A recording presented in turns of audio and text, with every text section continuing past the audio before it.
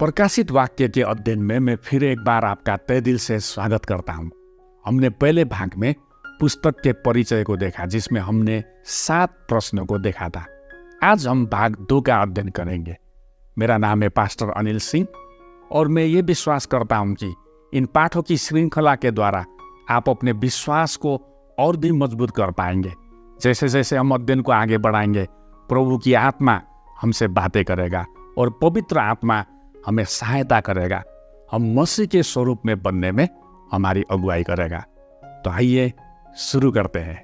प्रिय मित्रों, अगर आपने अभी तक हमारे and time Anil Singh Hindi channel को सब्सक्राइब नहीं किया है तो कृपया जरूर सब्सक्राइब करें। हमारे वीडियो को जरूर लाइक करें, शेयर करें, नीचे दी गई बेल आइकन को भी दबाएं। इससे हमें और भी प्रभु के वचनों को आप तक लाने में बहुत उत्साह मिलेगी। धन्यवाद। हम आज सबसे पहले प्रकाशित वाक्य इस पुस्तक की संरचना को देखेंगे। हम प्रकाशित वाक्य में विशेष 3 प्रकार के स्वरूप को पाते हैं। पहला, ये एपोकलिप्टिक पुस्तक है। दूसरा, ये भविष्यवाणी की पुस्तक है। और तीसरा, ये एक पत्र है जो चर्च को लिखी गई थी। तो हम सबसे पहले देखें, ये एपोकलिप्टिक पुस्तक है। एपोकलिप्टिक पुस्तक, इसका मतलब क्या है? इसका मतलब यह है कि प्रकाशित वाक्य की पुस्तक में जो चीजों को बताई गई है, उन सब को विशेषकर सिंबल में व संकेत में या चिन्ह का प्रयोग करके बताया गया है।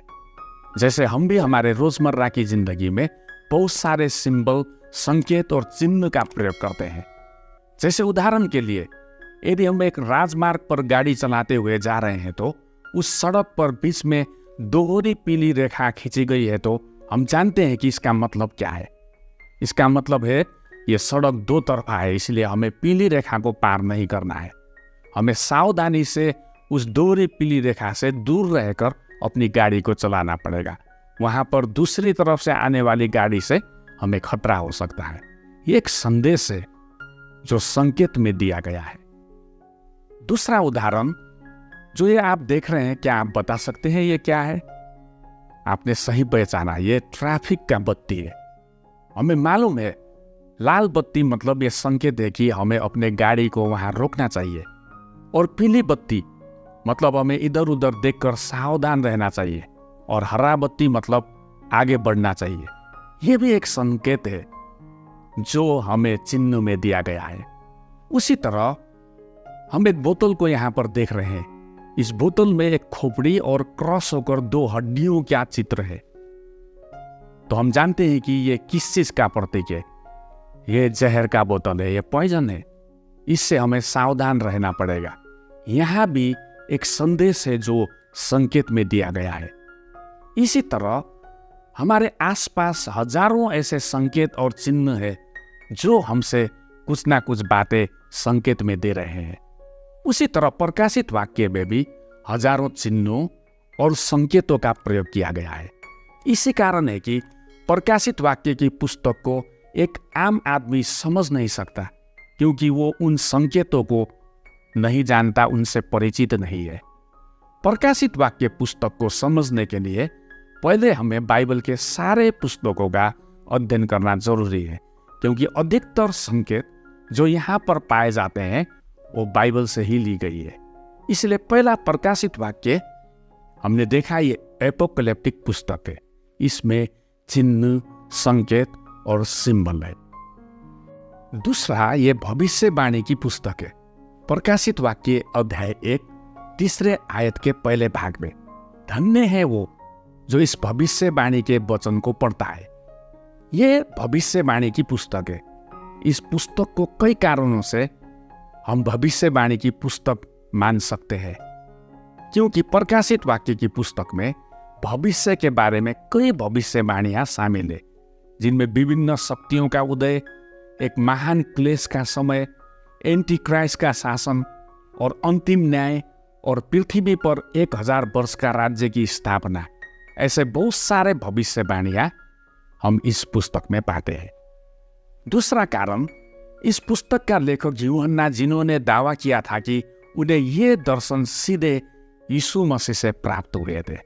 प्रकाशित वाक्य अध्याय 1 पहला वचन, यीशु मसीह का प्रकाशित वाक्य जो उसे परमेश्वर ने इसलिए दिया कि अपने दासों को वह बातें जिनका शीघ्र होना अवश्य है दिखाए, और उसने अपने स्वर्गदूतों को भेजकर उसके द्वारा अपने दास यूहन्ना को बताया। यह पुस्तक यूहन्ना को इसलिए दी गई थी कि भविष्य में घटने वाली बातों को दिखाए। इसलिए प्रकाशित वाक्य की पुस्तक में भविष्य में घटने वाली बातों के बारे में बताई गई है। ये यीशु मसीह ने स्वयं दर्शन में यूहन्ना को दिखाया था। इसलिए दूसरा, ये पुस्तक भविष्यवाणी की पुस्तक है। तीसरा, ये एक पत्र है जो चर्च को लिखी गई थी। उस समय के एशिया माइनर में पाए जाने वाले 7 चर्च को ये पत्र के रूप में लिखी गई थी। उस समय का एशिया माइनर, जिसे हम आज आधुनिक टर्की देश के नाम से जानते हैं, ये 7 चर्च उस समय टर्की देश में स्थित थे। प्रकाशित वाक्य अध्याय 1 चौथा आयत, यूहन्ना की ओर से आसिया की 7 कलीसियाओं के नाम, उसकी ओर से जो है और जो था और जो आने वाला है, और उन 7 आत्माओं की ओर से जो उसके सिंहासन के सामने है। जैसे हमने कहा, यह एक पत्र है जो आसिया अथवा एशिया की 7 कलीसियाओं के नाम लिखी गई थी यीशु मसीह और पवित्र आत्मा के द्वारा। हमने पुस्तक में 3 प्रकार के स्वरूप को देखा। ये एपोकलिप्टिक पुस्तक है, ये भविष्यवाणी की पुस्तक है, और ये एक पत्र है जो चर्च को लिखी गई थी। आप सबको विशेष सूचना कृपया ध्यान दीजिए। प्रत्येक अध्ययन के बाद हम उस भाग से संबंधित प्रश्न पूछेंगे और प्रकाशित वाक्य की सारी पाठ का सही उत्तर देने वालों को हम अंत में पुरस्कार भी देंगे। इसका उद्देश्य यह प्रोत्साहित करना है कि हर कोई सक्रियता के साथ अध्ययन में भाग ले और परमेश्वर के वचनों को गहराई से समझ सके। और यह प्रतिस्पर्धा और उत्साह हमारे अध्ययन को मजेदार और आशीषमय भी बनाता है। प्रत्येक अध्ययन के बाद के प्रश्न आपको कमेंट बॉक्स में मिलेंगे और उसके उत्तर को भी हमें कमेंट बॉक्स में लिखें। धन्यवाद। और दूसरी बात, प्रकाशित वाक्य की पुस्तक को 3 समयों के भाग में विभाजित किया गया है।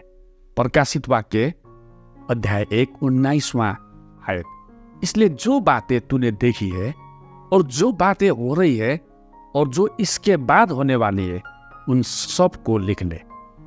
इस आयत में हम देखते हैं, पहला, इसलिए जो बातें तूने देखी है, ये उस समय जब यूहन्ना दर्शन को देख रहा था, ये उस समय को बता रहा है जो अध्याय 1 से लेकर 5 तक हम पाते हैं, जो यूहन्ना के समय पर हुई थी।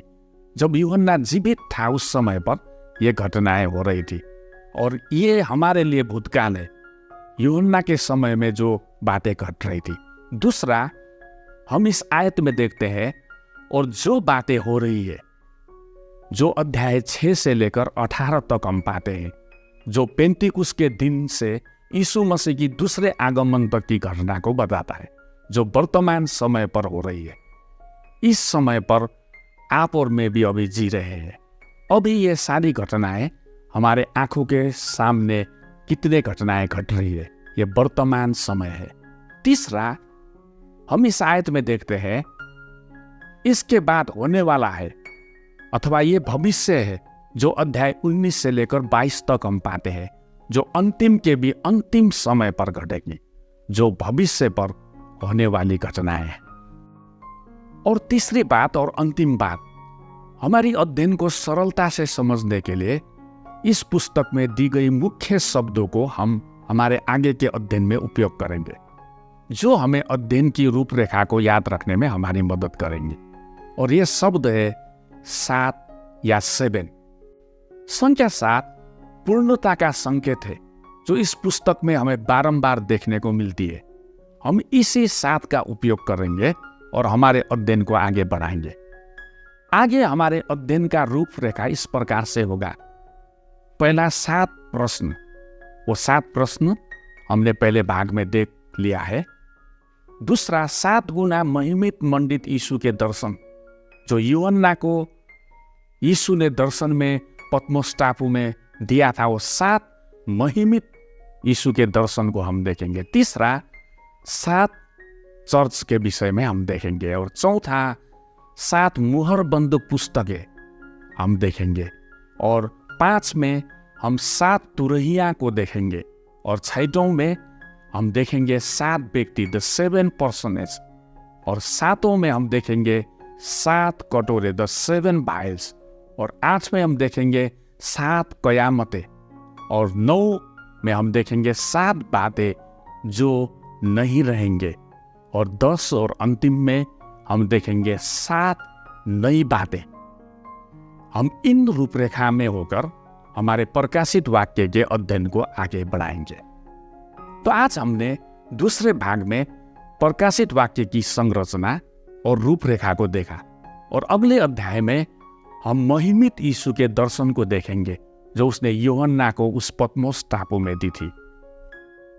तब तक परमेश्वर में बने रहे, उसकी आशीष से आपके जीवन में रहे। परमेश्वर आपके जीवन में बहुतायत की आशीष दे। फिर मिलेंगे। जय मसीह की शालोम।